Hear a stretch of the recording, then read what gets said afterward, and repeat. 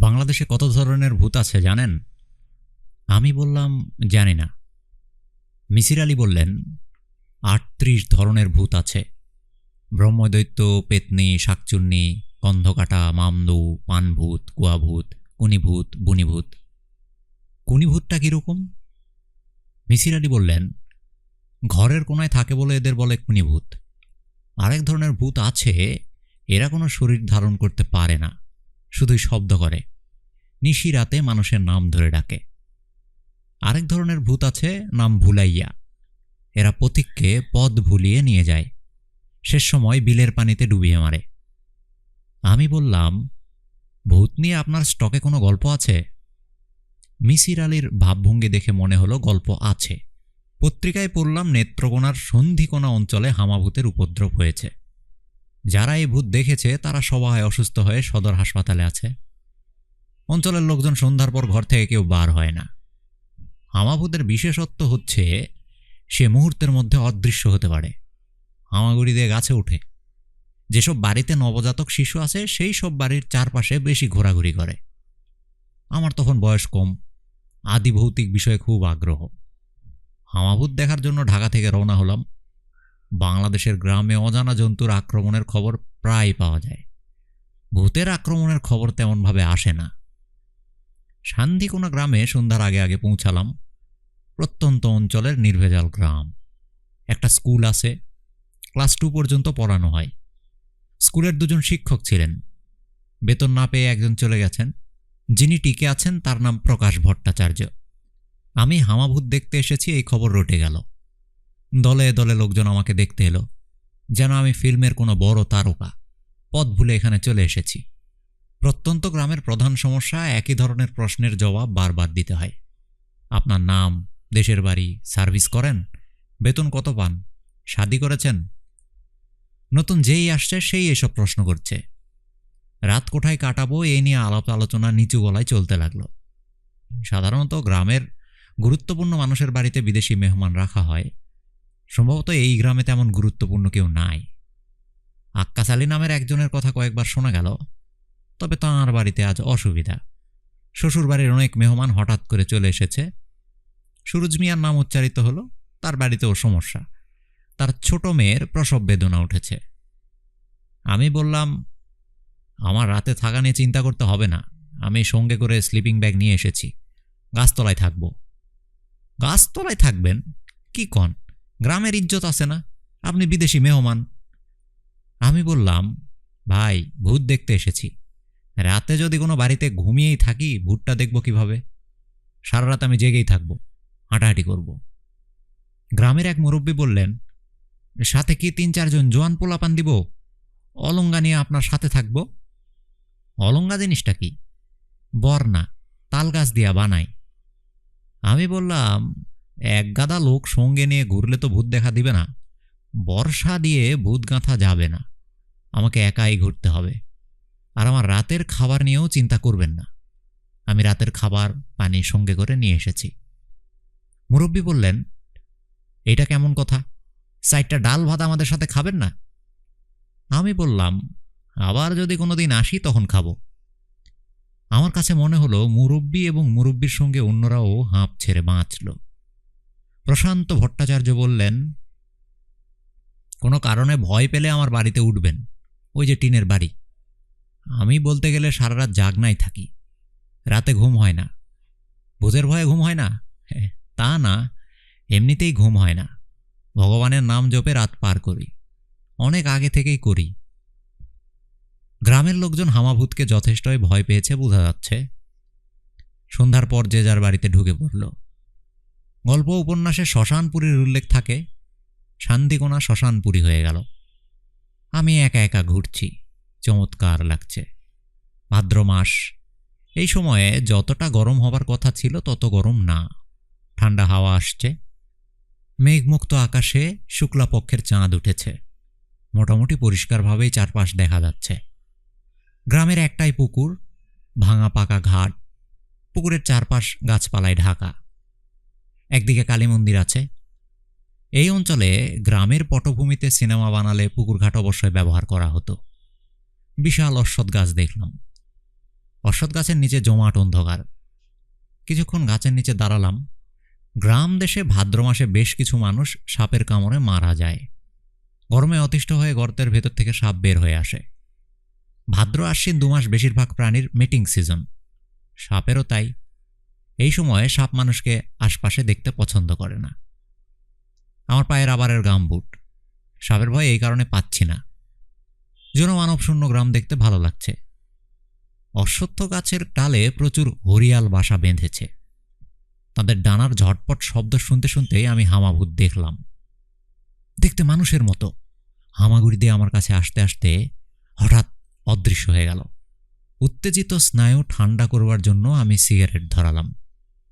অদৃশ্য হামাভূত আবার দৃশ্যমান হলো এবং আমার দিকে মুখ করে বসল। কাঁধের ঝোলা থেকে এক পিস পাউরুটি বের করে দিলাম। সে পাউরুটিটা আগ্রহ করে খেল। আমি রওনা হলাম প্রশান্তবাবুর বাড়ির দিকে। হামাভূত আমার পেছনে পেছনে আসতে লাগল। শোঁ শোঁ শব্দ করেই সে আসছে। প্রশান্তবাবু জেগেই ছিলেন। দরজায় ধাক্কা দিতেই তিনি হারিকেন হাতে দরজা খুললেন। উদ্বিগ্ন গলায় বললেন, ভূত দেখেছেন? আমি বললাম, শুধু যে দেখেছি তা না, সঙ্গে করে নিয়েও এসেছি। ওই যে দেখুন। হে ভগবান, এটা তো একটা কুকুর। আমি বললাম, এমন এক কুকুর যার অদৃশ্য হওয়ার ক্ষমতা আছে। এ অদৃশ্য হতে পারে। কি বলেন আপনি? আমি ঝোলা থেকে পাউরুটি বের করে ছুঁড়ে দিলাম। কুকুর পাউরুটি নিতে গিয়ে অদৃশ্য হয়ে গেল। ভয়ে আতঙ্কে প্রশান্তবাবুর হাত থেকে হ্যারিকেন পড়ে গেল। তিনি নিজেও পড়ে যেতেন। আমি তাকে ধরে বললাম, চলুন ঘরে বসি, ঘটনা ব্যাখ্যা করি। ঘটনা সাধারণ। কুকুরটা ধবধবে সাদা রঙের। কেউ একজন তার গায়ে ভাতের মার বা গরম পানি ফেলেছে। তার একদিক ঝলসে লোম পুড়ে কালো হয়ে গেছে। কুকুরের নাকটা কালো, নাকের কিছু উপর থেকে সাদা রং। তার মুখের দিকে তাকালে লম্বা ভাবটা বোঝা যায় না, খানিকটা মানুষের মতো মনে হয়। কুকুরের ল্যাজটাও একটা সমস্যা করেছে। তার ল্যাজ নেই, ল্যাজ কাটা কুকুর। দিনের বেলাতেও এই কুকুর নিশ্চয়ই ঘুরে বেড়ায়। কেউ তাকে গুরুত্ব নিয়ে দেখে না। রাতের অল্প আলোয় সে হয়ে ওঠে রহস্যময়। সে যখন ঘুরে দাঁড়ায় তখন হঠাৎ তার গায়ে সাদা অংশের জায়গায় কালো অংশ চলে আসে। মৃত দর্শকের কাছে কুকুর হয়ে যায় অদৃশ্য। ম্যাজিশিয়ানরা কালো ব্যাকগ্রাউন্ডের সামনে কালো বস্তু রেখে বস্তুটাকে অদৃশ্য করার খেলা দেখান। একে বলে ব্ল্যাক আর্ট। আপনাদের এই কুকুর নিজের অজান্তেই ব্ল্যাক আর্টের খেলা দেখাচ্ছে। প্রশান্তবাবু মুগ্ধ গলায় বললেন, আপনার কথা শুনে মন জুড়েছে। জটিল একটা বিষয়কে আপনি পানির মতো করে দিলেন। ভগবান আপনার মাথায় অনেক বুদ্ধি দিয়েছেন। আমি বললাম, মাথাটাই কিন্তু আমাদের বড় সমস্যা। আপনাকে বুঝিয়ে বলি। মানুষের মস্তিষ্কের 2টা প্রধান ভাগ, ডান ভাগ এবং বাম ভাগ, রাইট লোব, লেফট লোব। আমরা যখন শরৎকালের সাদা মেঘ ভর্তি আকাশের দিকে তাকাই তখন মস্তিষ্কের বাম ভাগ আমাদের আকাশের মেঘটাই শুধু দেখায়, অন্য কিছু দেখায় না। কিন্তু মস্তিষ্কের ডান ভাগ সেই মেঘকে নানান ডিজাইন করে দেখায়। কেউ দেখে হাতি, কেউ পাখি, কেউ মন্দিরের চূড়া। কল্পনার ব্যাপারটা মস্তিষ্কের ডান ভাগের নিয়ন্ত্রণে। আমাদের মাথায় যদি ডান মস্তিষ্ক না থাকতো তাহলে আমরা কিন্তু হামাভূত দেখতাম না। মস্তিষ্কের ডান অংশ আমাদের হামাভূত দেখতে সাহায্য করেছে। প্রশান্তবাবু বললেন, আপনার রাতের খাওয়া নিশ্চয়ই হয় নাই। আমি বললাম, এখন খেয়ে নেব, সঙ্গে খাবার আছে, শুকনা খাবার। প্রশান্তবাবু বললেন, আমি রান্না বসাচ্ছি, আপনি আমার এখানে খাবেন। খিচুড়ি করব, ঘি দিয়ে খাবেন। আমি রাতে খাই না, আপনার জন্যই রান্না করব। আপনি দয়া করে না বলবেন না। আমি ব্রাহ্মণ, ব্রাহ্মণরা ভালো রাঁধুনি হয়। প্রশান্তবাবু উঠানে রান্না বসালেন। আমি তার পাশে মোড়া পেতে বসলাম। ভদ্রলোক বেশ গোছানো। নিমিষেই চুলা ধরিয়ে ফেললেন। চাল ডাল হাঁড়িতে চড়িয়ে দিলেন। আমি বললাম, আপনি একা থাকেন?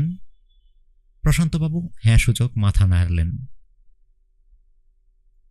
চিরকুমার? না, বিবাহ করেছিলাম। স্ত্রী পুত্র স্বর্গবাসী হয়েছে। আচ্ছা জনাব, আপনি তো অনেক কিছু জানেন। মৃত মানুষ কি ফিরে আসতে পারে? আমি বললাম, প্রশ্নটা পরিষ্কার বুঝতে পারছি না। তিনি বললেন, ধরুন কেউ একজন মারা গেল, তার কবর হলো বা দাহ হলো, বছরখানিক পরে সে আবার উপস্থিত। এরকম কি হতে পারে? আমি বললাম, গল্প উপন্যাসে হতে পারে, বাস্তবে হয় না। কবর থেকে উঠে আসা মানুষদের বলে জম্বি, তারা মানুষ না, বোধ শক্তিহীন মানুষ। তবে সবই গল্পগাথা। বাস্তবে কেউ কখনো জম্বি দেখেনি, সিনেমায় দেখেছে। জম্বিদের নিয়ে অনেক সিনেমা হয়েছে। আমি একটা ছবি দেখেছিলাম, সেখানে জম্বিরা পুরো একটা গ্রাম দখল করে নেয়, রিটার্ন অব দ্য ডেড। প্রশান্তবাবু বললেন, পরকাল থেকে মানুষ ফিরে আসার কোনো ঘটনা নাই? আমি বললাম, ইংল্যান্ডের চার্চগুলো অঞ্চলের মানুষদের জন্ম মৃত্যুর হিসাব রাখে। তাদের এক ক্যাথলিক চার্চে 400 বছর আগে মৃত মানুষের 1 বছর পরে সংসারে ফিরে আসার ঘটনা উল্লেখ আছে। বিষয়টা নিয়ে তখন বেশ হইচই হয়। তাকে পরিবারের সঙ্গে থাকতে দেওয়া হবে না বলে চার্চ ঘোষণা দেয়। ইংরেজ রাজ পরিবারকে শেষ পর্যন্ত হস্তক্ষেপ করতে হয়। তাকে কি পরিবারের সঙ্গে থাকতে দেওয়া হয়েছিল? না, সে তার স্ত্রী এবং 2 কন্যা নিয়ে অঞ্চল ছেড়ে চলে যায়। কোথায় যায় এই বিষয়ে কোনো তথ্য নাই। আপনার কাছে কি এই ধরনের কোনো গল্প আছে, পরকাল থেকে কেউ ফিরে এসেছে? প্রশান্তবাবু বেশ কিছুক্ষণ আমার দিকে তাকিয়ে থেকে হঠাৎ চোখ নামিয়ে নিয়ে বললেন, না। আমি বললাম, প্রশান্তবাবু, মানুষ যখন সত্যি কথা বলে তখন চোখের দিকে তাকিয়ে বলে, মিথ্যা যখন বলে চোখ নামিয়ে নেয়। পরকাল থেকে মানুষ ফিরে আসার ব্যাপারটা নিয়ে আপনার আগ্রহ দেখে মনে হচ্ছে আপনি এই ধরনের কোনো গল্প জানেন। আমাকে গল্পটা বলুন, আমি চেষ্টা করব লৌকিক ব্যাখ্যা দিতে। অতীন্দ্রিয় ব্যাপার ব্যাখ্যা করতে আমার ভালো লাগে। আপনি খাওয়া দাওয়া করুন, তারপর বলি। তবে আপনার কাছে আমি ব্যাখ্যা চাই না, ব্যাখ্যা ভগবানের কাছে চাই, আর কারো কাছে না। আমি খেতে বসলাম। অতি উপাদেয় খিচুড়ি, হালকা 5 ফোড়নের বাঁশের সঙ্গে যুক্ত হয়েছে ঘিয়ের গন্ধ। খিচুড়ি রান্নায় অস্কার পুরস্কার থাকলে প্রশান্তবাবু 2টা অস্কার পেতেন। আমি বললাম, গল্প শুরু করুন। প্রশান্তবাবু অস্বস্তি এবং দ্বিধার সঙ্গে থেমে থেমে কথা বলা শুরু করলেন। ভাবটা এরকম যে তিনি একটা খুন করেছেন, এখন ম্যাজিস্ট্রেটের সামনে স্বীকারোক্তিমূলক জবানবন্দি দিচ্ছেন। আমার বড় ভাইয়ের নাম বিকাশ ভট্টাচার্য। তার স্ত্রী 1 মাসের শিশুপুত্র রেখে একদিনের জ্বরে স্বর্গবাসী হন। আমার বড় ভাই পরম আদরে এবং যত্নে শিশুপুত্র লালন করতে থাকেন। আমরা কথাই বলি নয়নের মণি। আমার ভাইয়ের কাছে সত্যিকার অর্থেই তার পুত্র ছিল নয়নের মণি। সন্তান চোখের আড়াল হলেই তিনি অস্থির হয়ে যেতেন, তার হাঁপানির টান উঠে যেত। ছেলের যখন 9 বছর বয়স তখন সে পানিতে ডুবে মারা যায়। ছেলেটার শখ ছিল বাবার চোখ ফাঁকি দিয়ে পুকুর ঘাটে চলে যাওয়া, পানিতে ঢিল মেরে খেলা করা। দুপুরবেলা ভাই যখন ঘুমাচ্ছিলেন তখন সে পুকুর ঘাটে খেলতে গিয়ে পা পিছলে মারা যায়। সোমবার সন্ধ্যায় তাকে সজনাতলা শ্মশান ঘাটে দাহ করা হয়। আমার বড় ভাই উন্মাদের মতো হয়ে যান, চিৎকার করতে থাকেন, মানি না, মানি না, আমি ভগবান মানি না, ভগবানের মুখে আমি থুতু দেই, মানি না, আমি ভগবান মানি না। তখন বৈশাখ মাস, ঝড় বৃষ্টির সময়। তুমুল ঝড় বৃষ্টি শুরু হলো। দাহ হয়ে গেছে, লোকজন চলে গেছে। আমার বড় ভাইকে ঘরে আনার অনেক চেষ্টা করা হলো, তিনি এলেন না। ঝড় বৃষ্টির মধ্যে বসে রইলেন এবং কিছুক্ষণ পরপর চিৎকার করতে লাগলেন, মানি না, মানি না, আমি ভগবান মানি না। রাত 3টায় তিনি শূন্য বাড়িতে ফিরলেন। শোবার ঘরে ঢুকে দেখেন ঘরে হারিকেন জ্বলছে। খাটের উপর তার ছেলে বসে আছে, পা দুলাচ্ছে। আমার ভাই জ্ঞান হারিয়ে মেঝেতে পড়ে গেলেন। কিছুক্ষণ পর তার জ্ঞান ফিরল। তখনও ছেলে খাটে বসা। ভাই বললেন, বাবা তুমি কে? সে বলল, আমি কমল, আমি এসেছি। কোথেকে এসেছ বাবা? পানির ভিতর থেকে। তুমি কি চলে যাবে? না। আমার ভাই বিচক্ষণ ব্যক্তি ছিলেন না, কিন্তু তিনি একটি ক্ষেত্রে বিচক্ষণতার পরিচয় দিলেন। চারদিকে প্রচার করলেন পুত্র শোক ভোলার জন্য তিনি একটি কন্যা দত্তক নিয়েছেন। তিনি কমলকে মেয়েদের পোশাক পরালেন, তার নাম দিলেন কমলা। গ্রামের লোক সহজেই বিশ্বাস করল। দু একজন শুধু বলল, পালক মেয়েটার সঙ্গে মৃত ছেলেটার চেহারার মিল আছে। আমি বললাম, ছেলেটা কি এখনো আছে? আছে। কোথায়? ভাইজান তাকে নিয়ে ইন্ডিয়ায় চলে গেছেন, গৌহাটিতে থাকেন। ছেলেটার কি মানুষের মতো বুদ্ধি আছে? প্রশান্তবাবু বললেন, না, 10 বছর আগে সে যেমন ছিল এখনই তেমনই আছে। সে কোনো খাদ্য খায় না, দিনে রাতে কখনো ঘুমায় না, রাতে পুকুর ঘাটে বসে থাকতে খুব পছন্দ করে। হামাভূতের ভয়ে অনেকদিন পুকুর ঘাটে যাওয়া হয় না। আমি বললাম, আপনার বড় ভাইয়ের ছেলে তার বাবার সঙ্গে গৌহাটিতে থাকে, সেখানে হামাভূত গেল কিভাবে? প্রশান্তবাবু চুপ করে রইলেন। আমি বললাম, বারান্দায় 2টা মেয়েদের জামা শুকাতে দেয়া আছে, আপনি একা থাকেন, মেয়েদের জামা কেন? ছেলেটা কি আপনার? প্রশান্তবাবু বিড়বিড় করে বললেন, যে আজ্ঞে, আমারই সন্তান। কত বছর আগের ঘটনা? অর্থাৎ কত বছর আগে ছেলে ফিরে এসেছে? 21 বছর। ছেলে আগের মতোই আছে, বয়স বাড়েনি? প্রশান্তবাবু জবাব দিলেন না। আমি বললাম, ছেলেটাকে ডাকুন, কথা বলি। না, আমাকে ছাড়া অন্য কাউকে দেখলে সে ভয় পায়। আমি বললাম, তার সঙ্গে কিছুক্ষণ কথা বলা অত্যন্ত জরুরি, তার জন্যও জরুরি, আপনার জন্যও জরুরি। প্রশান্তবাবু বললেন, না, আপনার সঙ্গে গল্পটা করে আমি বিরাট ভুল করেছি, ভুল আর বাড়াবো না। আমি প্রশান্তবাবুকে অগ্রাহ্য করে উঁচু গলায় ডাকলাম, কমল, কমল। 9-10 বছর বয়সী মেয়েদের পোশাক পরা এক বালক দরজার চৌকাঠ ধরে দাঁড়ালো। আমাকে এক পলক দেখে বাবার দিকে আসতে শুরু করল। প্রশান্তবাবু কঠিন গলায় বললেন, ঘরে যাও, ঘরে যাও বললাম। ছেলেটি ঘরের দিকে যাচ্ছে, এক পা টেনে টেনে খুঁড়িয়ে খুঁড়িয়ে যাচ্ছে। আমি বললাম, তার পায়ে কি সমস্যা? প্রশান্তবাবু কঠিন গলায় বললেন, তার পায়ে কি সমস্যা সেটা আপনার জানার প্রয়োজন নেই। হামাভূত রহস্য ভেদ করার জন্য আমি গ্রামে এভারেস্ট বিজয়ী তেনজিংয়ের মর্যাদা পেলাম। আমাকে রেল স্টেশন পর্যন্ত এগিয়ে দেবার জন্য 2 জন রওনা হলো। একজন মাথায় ছাতা ধরে রইল। তাদের কাছে শুনলাম, ছেলেটা পানিতে ডুবে মারা যাওয়ার পর প্রশান্তবাবুর খানিকটা মস্তিষ্ক বিকৃতি হয়েছে। তিনি তার ছেলের চেহারার সঙ্গে মিল আছে এরকম একটা মেয়ে কোত্থেকে ধরে নিয়ে এসে পালক নিয়েছেন। দিনরাত মেয়েটার সঙ্গে থাকেন, কারো সঙ্গে মেশেন না। মেয়েটার বিয়ের বয়স হয়েছে, কিন্তু মেয়েটা গিট্টু লেগে আছে, বড় হচ্ছে না। তাছাড়া ঠ্যাং খোঁড়া, সম্বন্ধও আসে না। প্রশান্তবাবু লোক কেমন? নিষ্ঠাবান ব্রাহ্মণ, ভালো লোক। সমস্যা একটাই, মেয়ে ছাড়া কাউকে চেনেন না। গল্পটি এখানেই শেষ। এখন আমরা শুনব যুগান্তর 13 মে 2009 প্রকাশিত একটি রিপোর্ট। এটা খুবই রহস্যজনক একটি রিপোর্ট। রিপোর্টটি ছিল এরকম: জলপরীদের দেশ থেকে 10 বছর পর ফিরে এলো মাসুদ। ইমরান ফারুক মাসুম, চাঁপাইনবাবগঞ্জ থেকে।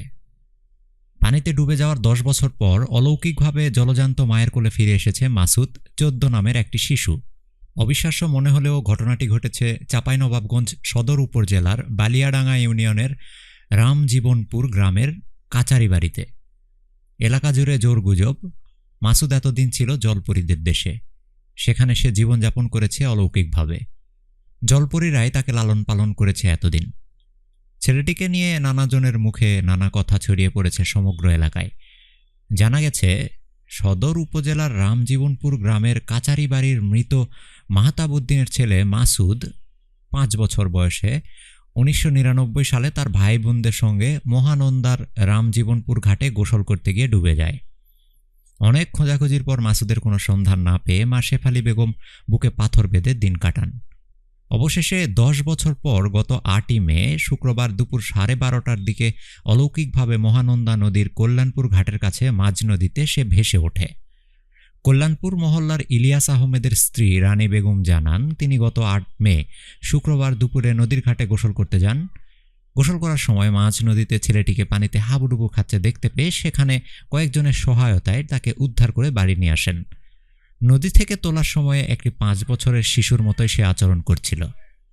শিশুটিকে বাড়ি নিয়ে আসার পর রানী বেগম স্থানীয় লোকজনকে ঘটনাটি জানান। শিশুটি কোনো কথা বলতে না পারায় বিষয়টি বিভিন্নভাবে চারিদিকে ছড়িয়ে পড়লে শিশুটিকে দেখতে আসেন রামজীবনপুর গ্রামের কাচারি বাড়ির শেফালি বেগম। শেফালি বেগম সেখানে উপস্থিত হওয়া মাত্রই উদ্ধারকৃত শিশুটি শেফালিকে জড়িয়ে ধরে। এ সময় শেফালি বেগম তাকে তার ছেলে বলে শনাক্ত করেন। ছেলেটির কোমরে একটি পোড়া দাগ দেখেই তাকে শেফালি বেগমের ছেলে বলে স্থানীয় লোকজন শনাক্ত করেন। উদ্ধারের পর থেকেই মাসুদ মঙ্গলবার দুপুর পর্যন্ত রানী বেগমের হেফাজতেই ছিল। অবশেষে মঙ্গলবার বিকাল 3টায় চাঁপাই নবাবগঞ্জ সদর থানায় তাকে নিয়ে আসা হয়। চাঁপাই নবাবগঞ্জ পৌরসভার মেয়র অধ্যাপক আতাউর রহমানের উদ্যোগে সদর থানার ভারপ্রাপ্ত কর্মকর্তা আহসানুল হক ছেলেটিকে বালিয়াডাঙ্গা ইউপি চেয়ারম্যান আব্দুল হায়ের উপস্থিতিতে তার মা শেফালি বেগমের কাছে হস্তান্তর করেন। এই সময় অলৌকিকভাবে বেঁচে যাওয়া মাসুদকে এক নজর দেখার জন্য হাজার হাজার লোক ভিড় জমায়। 1999 সালে শিশু মাসুদ মহানন্দা নদীতে ডুবে যাওয়ার সময় তার বয়স ছিল 5 বছর। শুক্রবার মাসুদকে উদ্ধার করার পর থেকে তার শারীরিক গঠনও অলৌকিকভাবে বৃদ্ধি পেতে থাকে এবং এই 5 দিনে সে এখন বেড়ে 14 বছরের এক বালক। মাসুদের আচার আচরণ অস্বাভাবিক। সে কোনো কথা বলতে পারছে না, কোনো খাবারও খেতে পারছে না। মাঝে মাঝে তার গলা থেকে পানির জীবজন্তুর মতো অস্ফুট শব্দ বের হচ্ছে। এতক্ষণ আপনারা শুনলেন প্রয়াত প্রখ্যাত কথাসাহিত্যিক হুমায়ুন আহমেদের লেখা মিসির আলী আনসলভড বইয়ের ছোট গল্প হামাভূত। গল্পটি আপনাদের কেমন লাগলো কমেন্ট বক্সে জানাতে ভুলবেন না। চ্যানেলে নতুন হয়ে থাকলে চ্যানেলটি সাবস্ক্রাইব করতে পারেন। পরবর্তী গল্প শোনার আমন্ত্রণ জানিয়ে আজ এখানেই বিদায় নিচ্ছি। সে পর্যন্ত সবাই সুস্থ থাকুন। ধন্যবাদ।